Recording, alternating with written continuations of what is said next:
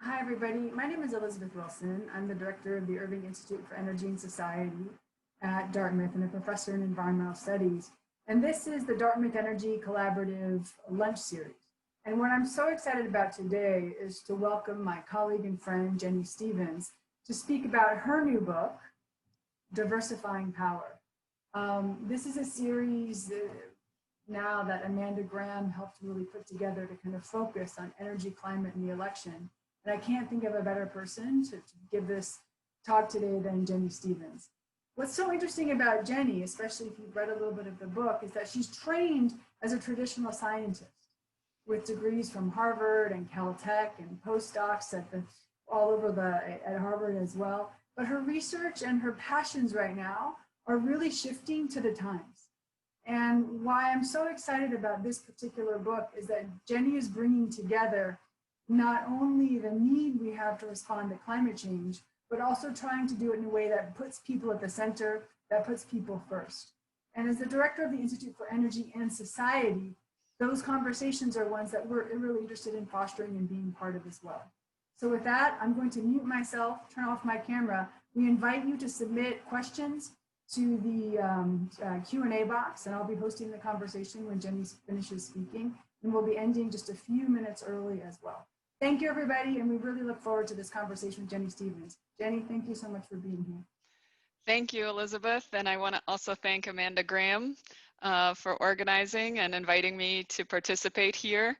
It's particularly important because one of the big messages that I have is that with energy and climate, we've been focusing a lot on technology and technological innovation and not enough on social innovation and social justice and social change. So it's great to be able to speak to this audience with the Irving Institute for Energy and Society with such a focus on the social dynamics. So really appreciate that. So let me just share my screen here. So as Elizabeth mentioned, this book, I have a science and engineering background, and this book is a non-academic book, so it's actually very accessible, easy to read, and it's not very long, and it's really elevating the stories that we don't hear a lot about in our climate and energy discourse.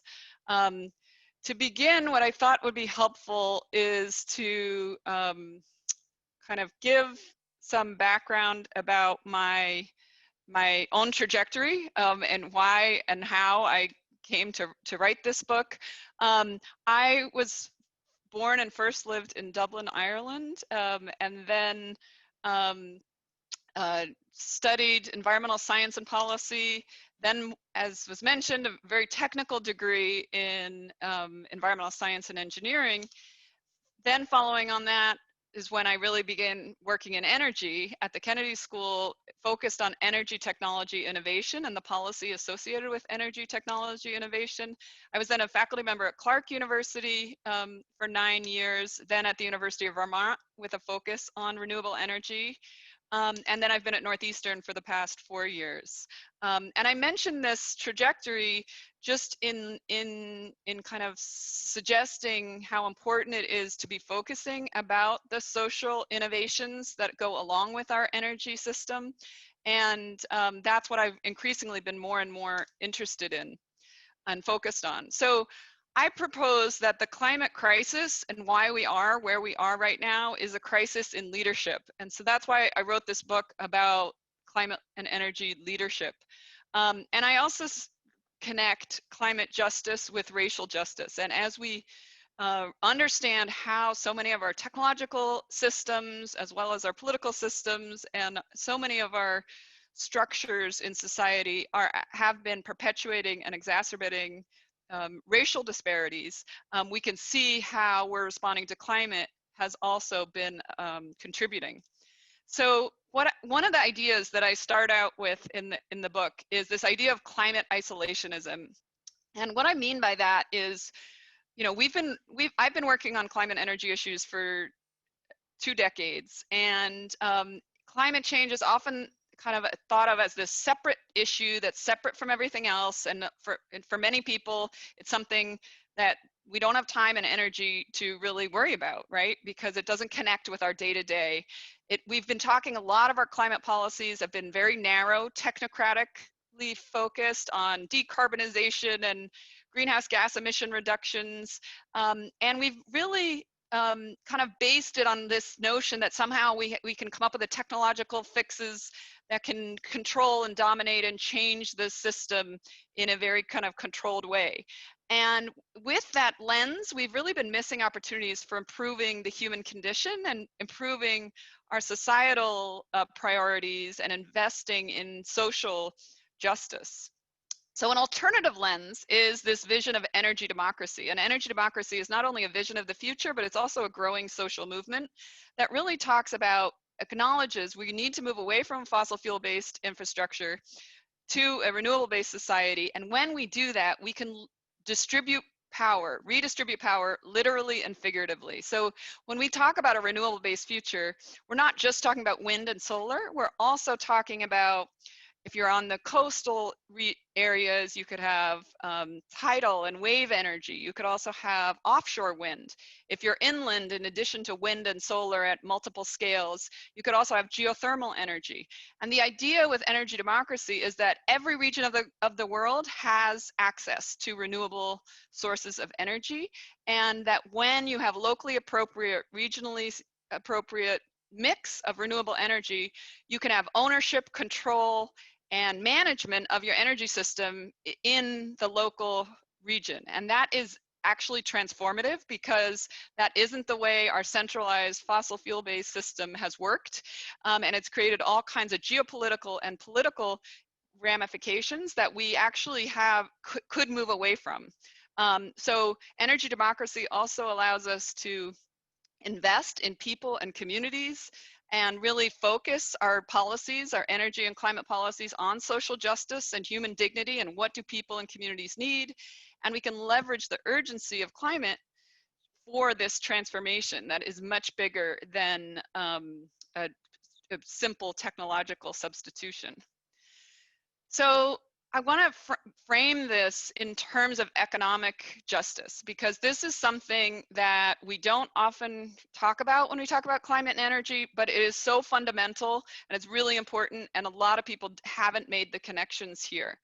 But this is in the United States, the income and wealth gap that has been widening just over the past 30, 40 years is really problematic. And it is going to continue like this until we have some big transformative change. So this is kind of the case for why we need big transformative change. We can't, incremental steps around the edges are insufficient, because what we have here is, you can see the share of national income, the top 1%, from 1980 to 2020 has gone up from 10% to now over 20%. And even now during the pandemic, the top 1% are continuing to profit, and many of the rest of us are in, and many communities and many Americans are in really dire situation right now. So this is really a problem. And in the book, what I refer to is the polluter elite. So these are energy company shareholders, executives, others who have been profiting from the fossil fuel infrastructure. They have been strategically investing for decades to resist a larger transformation. So some of the ways they've been investing we're aware of, other ways we aren't aware of. There has been a strategic misinformation campaign to deny climate science and to confuse the American public about whether burning fossil fuels is contributing to climate change, and whether it is something, the climate crisis is something that we need to be worried about. They've also been strategically investing in undermining public trust in government, and strategically investing to deregulate and remove and reduce and weaken the regulations that have been put in place to protect our health. And they've been investing in minimizing worker protections, worker rights, and the role of the power of unions. So that is, until we can address and acknowledge and reveal the power of these entities, We are going to, it looks, you know, we're posed to continue this, and that's partly why our climate and energy policy has been so insufficient so far. So what I suggest is that we need a different kind of leadership. We need to move away from patriarchal leadership that has been supporting the fossil fuel interests. The kind of leadership that really is, right now we're seeing it so explicitly, based on domination, intentional exclusion of all kinds of people. And it's really focused on concentrating wealth and power rather than distributing the resources that we have in a way that are prosperous for everybody.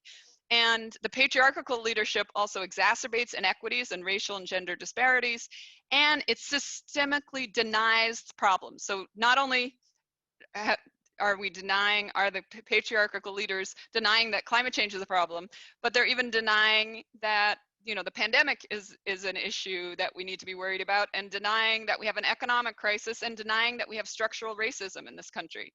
So the alternative is growing the squad, and the squad, as many of you probably know, are 4 junior congresswomen who've come on the stage, national stage in the past 2 years and really changed the discourse on so many ways, particularly with climate and energy, by connecting climate and energy to economic justice and jobs, connecting climate and energy to housing and the housing crisis that we have, and connecting it explicitly also to criminal justice, our criminal justice system.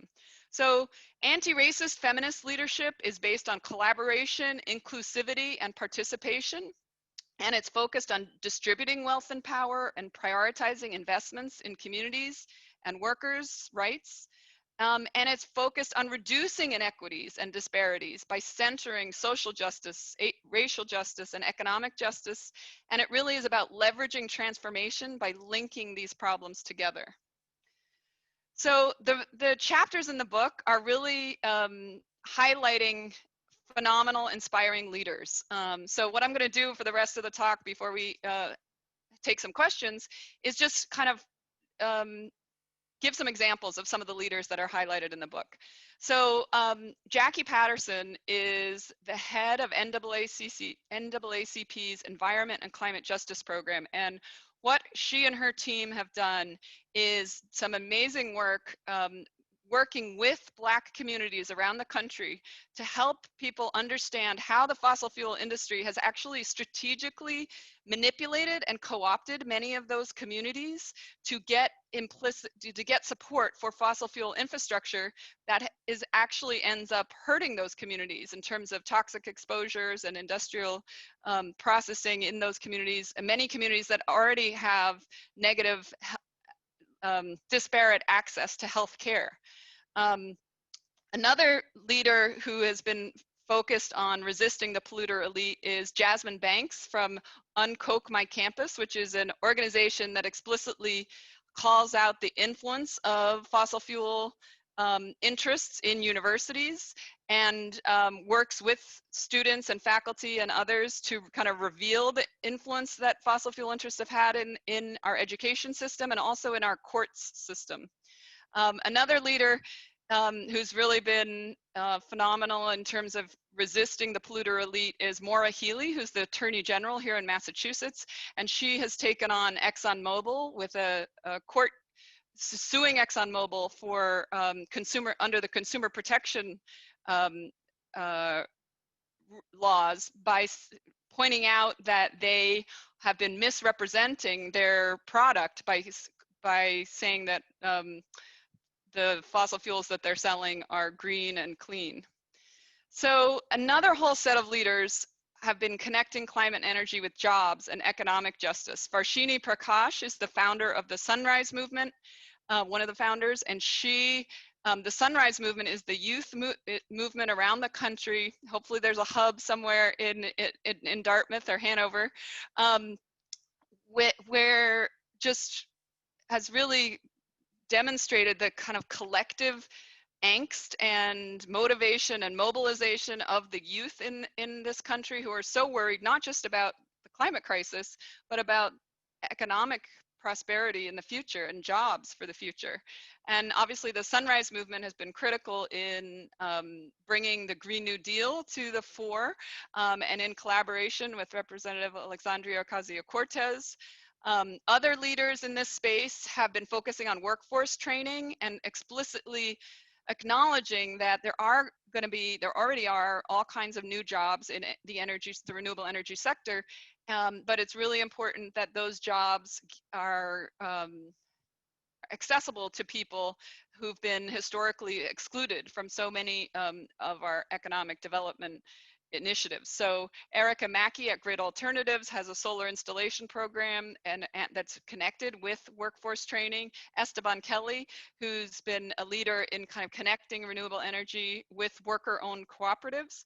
And Rowena Altmos is a leader here in Boston who has headed up All In Energy, which is really focused on acknowledging that so many of the energy efficiency subsidies have also been disproportionately going to well-off households, and low-income communities have not been getting the help they need in terms of energy efficiency and or the job training in those jobs in that area. So all of these leaders are resisting the precarity, which is the economic uncertainty that so many Americans are now living with, and reclaiming the possibilities and the potential for public investment, and really working toward restructuring for a much more inclusive prosperity. Health and well-being and food is another whole area where there's a lot of people doing really innovative things, connecting climate and energy with health. Robert Bullard is often considered the father of environmental justice, and he's one of the first to do research to point out that Black communities are increasingly disproportionately exposed to toxic harms from fossil fuel and other industrial process sites around the country.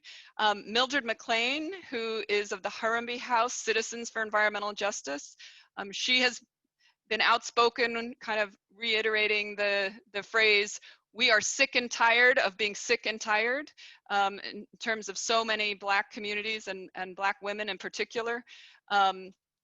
Gina McCarthy is currently the head of NRDC. She was previously the head of EPA under the Obama administration.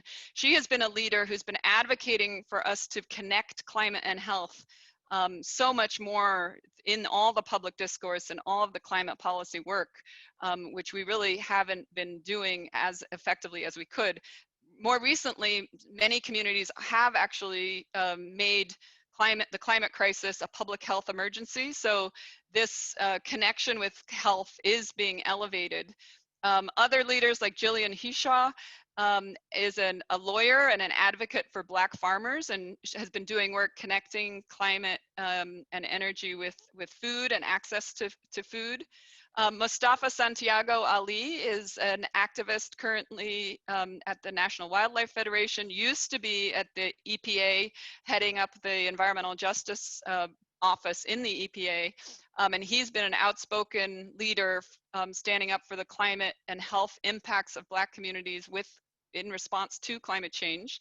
Dorcetta Taylor is the researcher who first elevated and did research to point out how white the United States environmental community is, and how that whiteness really has limited and constrained the environmental movement in terms of what is being paid attention to and what are the priorities of the movement.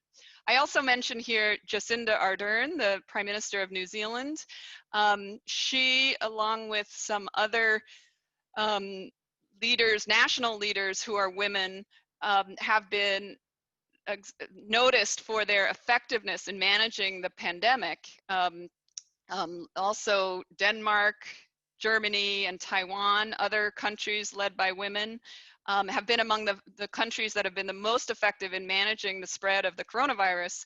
And it seems like the reason and the attributes that these leaders have taken is really looking at the evidence, making very ambitious, strict measures very quickly, and then communicating with empathy and compassion in a trusted way to the people why those measures are necessary, and to explain that those measures are necessary not just for your own health or the health of your family, but also for the health of the community and the country at large. And that seems to be really effective, and we need more of that kind of leadership on climate and energy issues as well. Transportation, of course, is a big part of the climate and energy discourse. And again, with transportation, we are reminded how much we've invested in technological innovations with transportation, and how we've underinvested in social innovations. And there's so much potential for change when we think about transportation. You know, the electric vehicles and Teslas are great, but they're really not accessible to everybody. So when we think about transportation and social innovation associated with transportation, we think about access to public transit and transit-oriented development and redesigning communities so that people have different, are able to fulfill their needs without necessarily traveling so far. So Representative Ayanna Pressley, who's one of the members of the squad, who's my representative here in Massachusetts, she has been a leader in the National Transportation Caucus, and she's always put transit equity at the core of all of our transportation policies, which has not been historically how our transportation policies have been prioritized. Michelle Wu is another great leader who is a member of the Boston City Council here in Boston, and she just announced she's going to be running for mayor.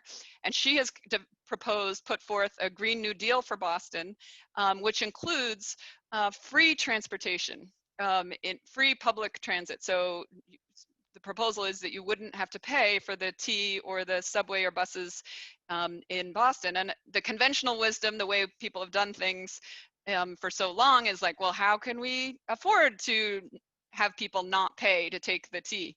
But if you have a justice and equity priority, you can realize that actually providing changing the system so that the T and the subway and buses are free actually has economic opportunities for people, and really can change the dynamic of so many constraints that people have in terms of commuting, and particularly in a city like Boston that is very segregated, and in terms of different neighborhoods and affluent neighborhoods, and it really opens up opportunities and changes the dynamic in terms of equity and justice.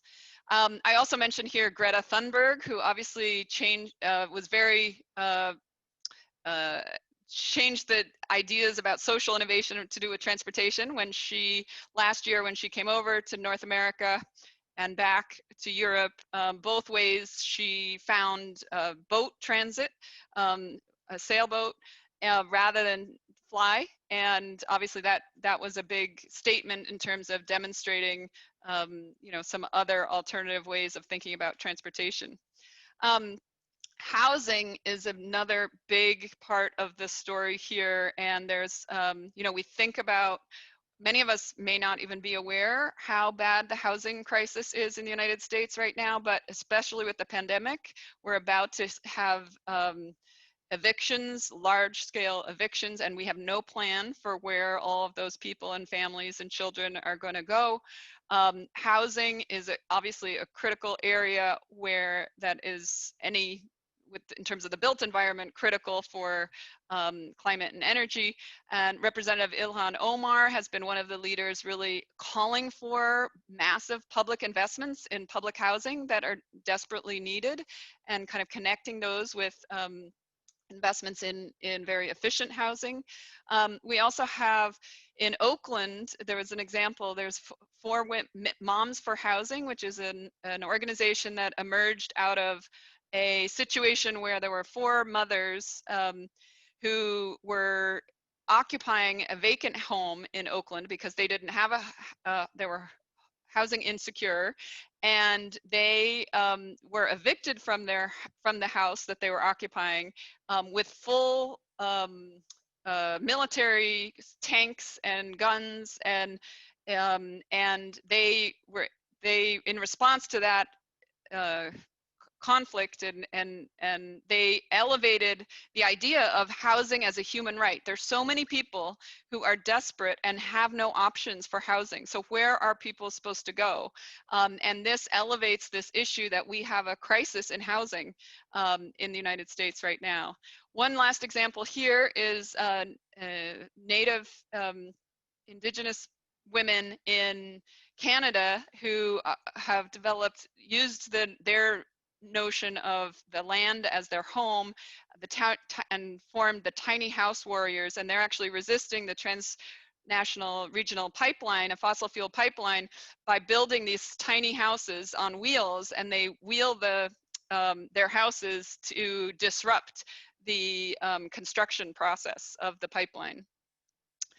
So that's an overview of the different chapters in the book, and how by elevating climate and energy with these other issues of jobs, health, transportation, and housing, there are really some inspiring leaders doing amazing things. And I'll just end with a few last comments, really to talk about leadership and our collective power. And when it's clear that when I talk about leadership, we're not just talking about elected officials, we're also talking about leaders of organizations. We can all be leaders, right? We are leaders in our communities, in our families, in our neighborhoods, in the organizations that we work for. And we really want to be able to be leveraging the power that we have in whatever role that we are in, and advocating for bigger systems change. As I said, by connecting all of these issues together, it becomes more clear that we need, bigger change, and small incremental steps are insufficient. We all need to understand and unlearn racism and sexism, and talking about these issues and revealing and understanding and trying to explore why and how we are where we are, I think is really, really important. Obviously, in the next couple of weeks, voting and helping others to vote is essential. I think, climate justice and climate change and energy are clearly at the forefront of what this election and what the divisiveness that our country's in is at the core of that. So we really need to be engaging with our elected officials, and then prioritizing diversity, equity, inclusion everywhere in every aspect of what we're doing, advocating for local community renewable energy. We can all get involved in that, continuing to leverage data, science, and information for change, and then supporting cooperatives and other novel economic structures is another important thing.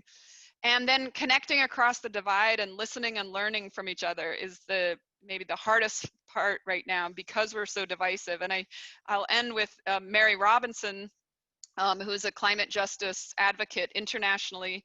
And she really focuses on, if you embrace a people's first approach, what do families, what do communities need, and you work and we anchor that in our policies, we will be able to better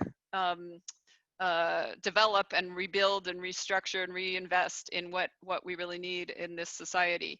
And I'll end just by mentioning and honoring Shirley Chisholm, who's the first Black woman to run for president in the United States in 1972. And in some ways we've come a long way since 1972, and in other ways not so much, not as far as many of us would have liked.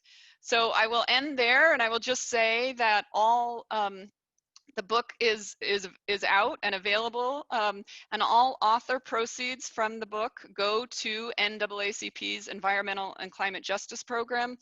They're really doing amazing work, and I'm hoping that these conversations that I'm having as I talk about the book are elevating and inspiring people to get involved and think about some of these issues in a different way. So thank you very much, and I look forward to any conversation and questions. Elizabeth, I think you're still muted. Thank you so much. We're getting some great questions in now. Everybody, please submit your questions, and we look forward to them. There was a question if your PowerPoint will be available to participants. People think this is a great presentation and would love the chance to be able to look at it in more depth. Sure. We can, yeah. And then the other question was, what are your recommendations for accelerating the involvement of women in leadership roles in government, social, and environmental organizations? And as a friendly amendment, I'd also like to talk about the private sector here. So please. Yeah, I mean, there are so many different ways to inspire and encourage women to get involved. I will also just say, right now with the pandemic and the workforce training, the childcare and education challenges, we're actually going backward because so many women are actually stepping out of the workforce because they have to, because haven't invested and haven't been able to provide childcare to right now and continued education. So we're in a very difficult time right now. And I think, again, one of those of us who study how kind of big social change happens are realizing or observing that perhaps because we're in such a disruptive moment right now, that this is actually an opportunity to reprioritize and restructure. And in that sense, in terms of women's involvement and involvement of other groups who've been historically excluded from so many of our policies and decision-making processes, it's really a time when we can make sure, as we rebuild and reinvest and recover from where we are right now, that we make sure that those opportunities are there and are encouraged systematically. No, I appreciate that. I think a lot of us realize that this current time has created some incredible structural challenges for people who have caregiving responsibilities.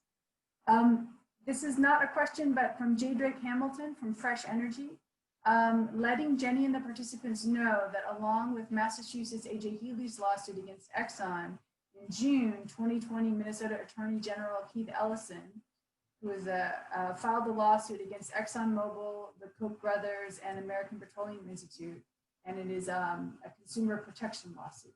So again, this lawsuit place being part of the conversation. This is from Amanda Graham. How do you respond to colleagues and students who agree with you but are overwhelmed by the climate crisis, the health crisis, the governance crisis, the long lists of what to do and not sure how or where to best act?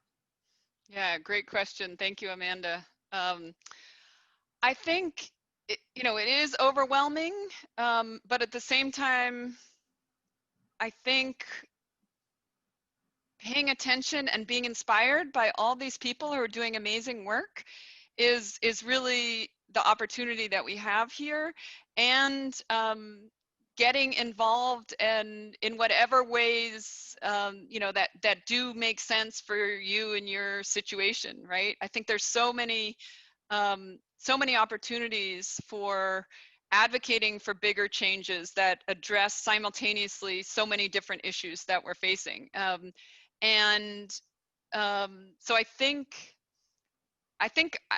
I hope that there's space for people to have some optimistic sense by understanding the breadth and the depth of what so many people are doing in creative and innovative ways that we don't hear about, right? They're not going to be on, many of the people in the stories in the book, they're not on the front page, they're not in the news, especially now with our news cycle so dominated by, one area.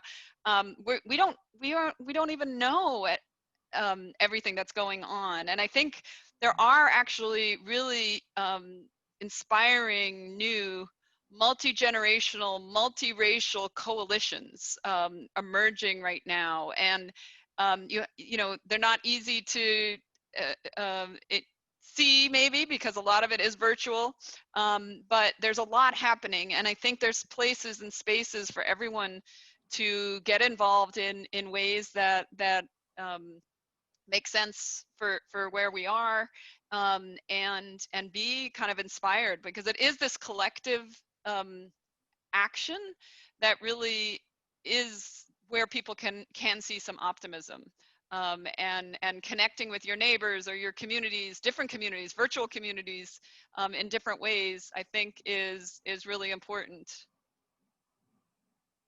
Um, this next question actually is one that you bring up in the last chapter of your book, but from Teja Chati.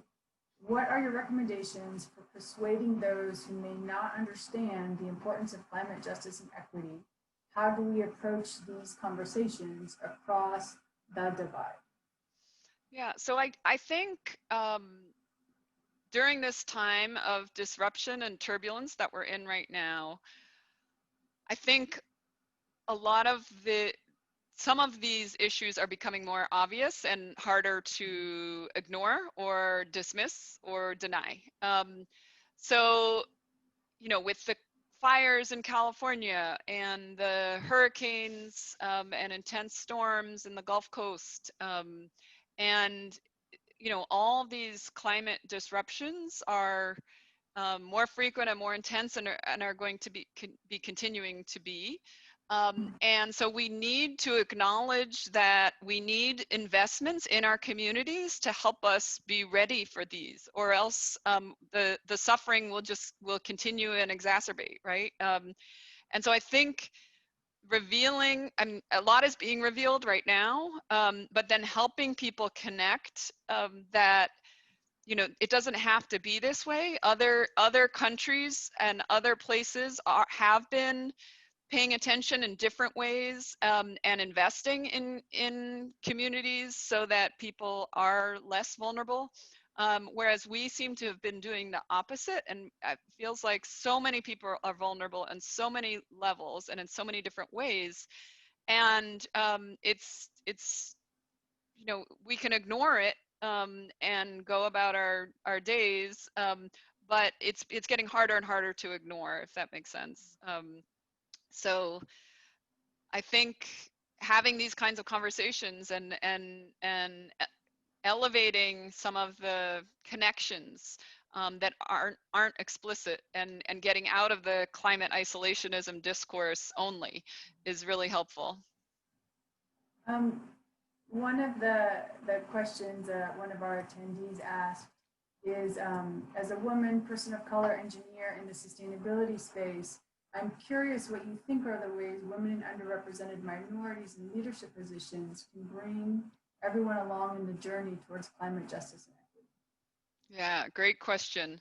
So what I see is that when women, people of color, indigenous folks are in leadership positions where they've been historically excluded, we bring different priorities, different sensibilities and sensitivities to how to anchor social justice in the decision making, or in the policy making.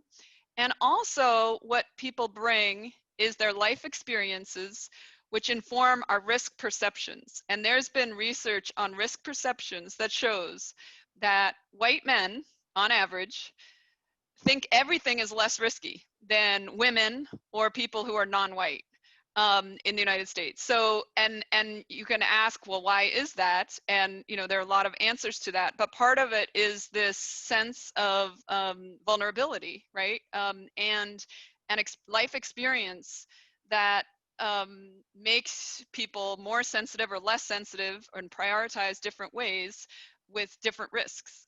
So I think that's one of the reasons why diversity is so important, is because not just representation of different people, but also we bring our life experiences to our decision making and to those places. And if it's people who all have similar life experience making the decisions for everyone else, we don't make good decisions, right? Because people aren't aware and aren't integrating a lot of things. Having said that, I also want to point out that the idea of anti-racist feminist leadership is everybody can embrace. Men and women, people of any gender, any race, any religious or ethnic or cultural background. Anti-racist feminist leadership is about acknowledging the historical oppression and then bringing it into the decision making and into the leadership process. So anyone can embrace that. So I think that's a really important point, as well as the representation. But that's a great question. And leading on to that is a question about implementation from another attendee. Given the interconnectedness, the immediacy of issues of racism, climate deterioration, sexism, income inequality, etc., how do you think about making imperfect progress towards equity versus holding out, waiting for the implementation of solutions that achieve higher, greater degrees of improvement and equity? Yeah, so the sequencing and the timing is there's no magic formula on that, right? Like, we all need to try our best and push. Sometimes we might need to compromise, and I don't think we, in terms of holding out for something better, but that's a constant challenge in every level with policy making and with decision making in general. Like, you never really know when you, I mean, it's hard to know when you should hold out for something better or make progress. And this gets to the challenge of incremental change versus more transformative change, right? And there's no explicit right answer or wrong answer there. It's a constant dynamic situation. But I would say that, again, that I think we need big public investments in a lot of areas right now. And I think that the disruption and the turbulence and the suffering and the hardship that we are experiencing right now will demand some pretty big changes one way or another at some point, hopefully sooner rather than later. And I think what's really important is that we all contribute to making sure when those investments are made, that they're made in a way that anchors social justice. And so we know from past energy policy that so many of our energy policies have actually exacerbated and perpetuated inequities. If you look even just at the simple example of, incentives for rooftop solar, right? How homeowners with a few thousand extra dollars in the bank account were able to get all kinds of incentives in many states to put solar on their roofs. And then once they had that, their energy bills were way lower and in perpetuity, because once you've figured out how to leverage renewable energy, it's actually abundant and perpetual and free, in the sense that once the technology to harness it is there, it is free. So that many of our initial solar incentives, for example, have actually exacerbated inequities, because it's the low-income households who have a much higher energy burden, who a much higher percentage of their household income is going toward energy. They haven't benefited from these same incentives and haven't been able to leverage and access solar power. So we need to make sure that when we make the new investments, that we very intentionally and specifically and carefully make sure the investments go to the people who need them the most, and not just focus on the absolute, greenhouse gas emission reduction potential of each investment. You mentioned in your book as well how that has affected transportation policy, with benefits for buying Teslas, and also the energy efficiency, where you have to own your own home, and it might leave out people that live in apartments or don't own their own home. And I'm just wondering if you could flesh out a little bit more what you see the role of the private sector is within this space. Yeah, so I think private sector is a full spectrum of all kinds of businesses, right? From small scale to mid-sized and to large scale. I think there has been a cultural shift over the past few decades for a lot of companies, a lot of the private sector, particularly bigger companies, prioritizing shareholder interests over their workers' rights and that kind of thing. So I think there is a course correction that needs to happen with some of these very powerful multinational private sector companies kind of across the board in all kinds of sectors. I think they've way too much power and influence, and part of the reason so many of our policies are so unhelpful to most people is because they're helping the corporations, large corporations. At the same time, you mentioned Citizens United 2010 in your book. I appreciated how that shifted the investment infrastructure in our elections. So you're right, that shift is one that's relatively recent in the last decade, in part, yeah. or that exacerbation of that shift. Yeah. So please. And I think, but then having said that, I mean, there's obviously the private sector is huge. There's so much space for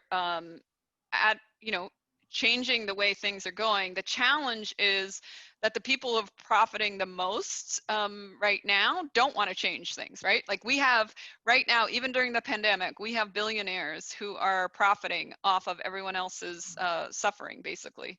And so I think we there needs to be some mechanism to end that pattern, because it's just going to keep getting worse and worse, and it's not working well for our society at large. But having said that, there's also a lot of leadership in the private sector that's very aware of all of these issues and is engaging and advocating for changes, and so there's a lot of space, and and there are ways to adjust expectations, and increasingly, I think in the private sector, the social responsibility piece is growing, and I think there's more and more opportunities for that. And there are other ways of thinking about the private sector in terms of cooperatively owned businesses and worker owned co-ops as well, which apparently is very rarely taught in business schools, right? Even though there are a lot of potential and a lot of societal benefits for actually thinking about the private sector itself in some innovative, different ways. I appreciate that. And how do you see your message of diversifying feminist and anti-racist leadership filtering through the private sector? I think the idea of elected and public officials is one thing, but how do you think about that within a private sector context? Yeah, I think the message resonates quite well in many companies that are right now, just like many organizations, across the board, thinking about their diversity in their own organization, and what they do, and how they create welcoming, inclusive workplaces. So I think, and there's a lot of research that also shows, more diverse boards, more diverse leadership ends up oftentimes having better economic and outcomes as well for companies. So I don't think there's resistance at a conceptual level. I think there's, it's the practice that is hard, because so much of how we operate and how we run our organizations and is kind of a culturally assumptions that's where there still is a lot of work to be done. There's two questions I want to wrap up in the end, and then I want to ask you kind of your final big picture thoughts for everyone to leave with. But the two questions I want to wrap up for you are, one from David Vinceletti. How do we spread information, news media, government, and schools silence questions of their practices? That's one statement. And the other from Amanda Graham again. In other words, how can we prioritize and focus our actions and time where they can have the biggest impact? So with those, I'll let you answer those two together, and then turn to you for a broad statement of that you want to leave us with. Thanks again, Jenny. Yeah. So I think prioritizing where to have the biggest impact is actually a kind of a personal question as well, right? Like in terms of where we're comfortable having impact, and where we sit, and who we engage with, and how. So I think that is a bit of a nuanced question, but I think anchoring, again, at some level, the take-home message, or the principled message, is to just be constantly reassessing and reevaluating our own norms and assumptions and kind of go-to way of thinking about things to assess whether and if we could be thinking about them in a different way that acknowledges kind of these systemic challenges. So I don't know, that's not a very compelling answer, but I think that's kind of the nuanced one. And I forget, sorry, Elizabeth, the first question you asked, I didn't quite get. And actually, we just got another great one in too, so I'm gonna keep going a little bit. Keep going. On this. Yeah, but it was one of our anonymous attendees. I found that most of the burden of furthering diversity, equity, and inclusion in organization falls on women and underrepresented minorities. So while there isn't resistance to the idea of improving diversity, it's still the diverse people who must work to make it happen. And then the next question I want you to end with, please, is what investments would you recommend to a new president, in these first 100 days to foster anti-racist energy infrastructure transformation? Great questions. Okay, so these are both really good places to end.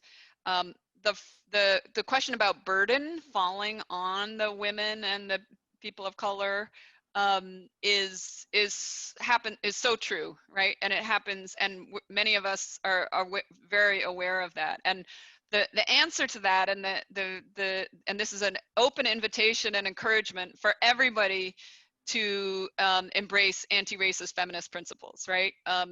It shouldn't just be the Black faculty standing up for the racist processes of our universities, just like it shouldn't just be the women standing up for, you know, the importance of childcare or whatever. So I think this is really, and I really tried to emphasize this in the book, that it's really an open invitation for everybody, particularly white men, to help and stand up with and in solidarity as allies in all of these issues, and for all of us to be allies for each other, right? And getting beyond this burden that the question spoke to. In terms of the president in the first 100 days, the new president, you know, although the Green New Deal is not explicitly acknowledged by the current candidates, the investment in